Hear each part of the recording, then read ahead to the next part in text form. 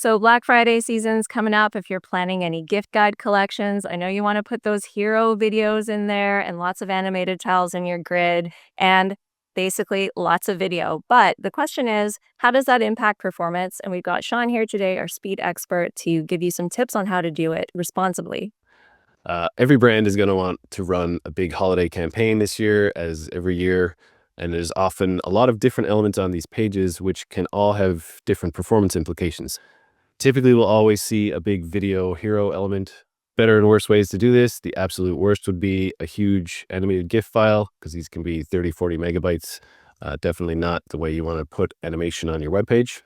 To put a big hero element on your top of your page, we're going to use a native HTML video element with the native controls. Like, let's not embed a YouTube or Vimeo player. Use WebM format for that video file itself. We can also put a poster attribute. There's a video tag has an element called poster attribute, which allows the first frame of the video to be loaded really early, just before the rest of the stream comes in. We can even preload that poster image in the head, and then pre-connect the video CDN so that the site is very ready to load that above the fold most important element that you've spent so much time and so much money to get the users to see. Well, that makes total sense. We're also seeing a lot of merchants using video tiles for their product listings below the fold and kind of peppered all throughout the grid. So how do you do that well? So for below the fold video, unfortunately, like image tags, there's no native lazy loading for video. We want to make sure that we load below the fold video without interfering with that first video that you're trying to play really early. There are a few plugins.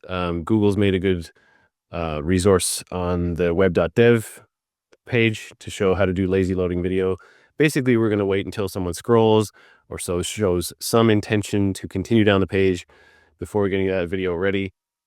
Not as terrible to use YouTube or a third-party host in these cases, but still, the same principles are going to apply. So avoid autoplay if possible. Wait until someone has actually started to scroll down.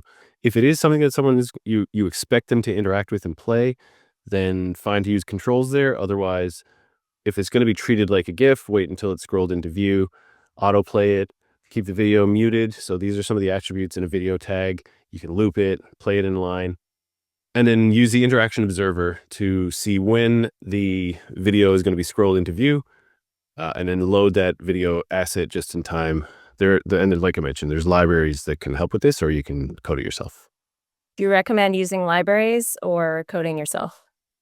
Building first-party code can be more performant than third-party code, but there's also the whole software industry is standing on the shoulders of giants that came before us and built libraries to help us.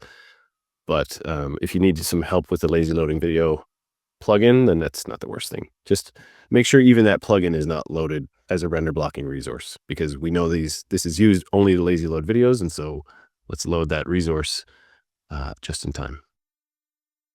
And then what about like really large blocks of like high-res imagery? Seeing that a lot as like spacers between different sections of grids, especially in gift guides. Again, lazy load below the fold images. It's much easier here. You can use loading equals lazy tag if they're below the fold. If it is above the fold and you're not doing a hero video, you can set a fetch priority attribute on image tags, fetch priority high for the above the fold video asset, and preload that hero image if necessary. And again, use WebP. We're not going to put big JPEGs, big PNGs above the fold because they need to be compressed for web.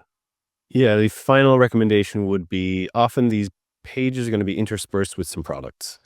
And some of the search engines or API endpoints that a brand may use to build and insert the products on that page can be more or less performant. We've seen cases where, imagine the page shows 20 products. You don't need to load all 2,000 of your SKUs to show 20 products on the page.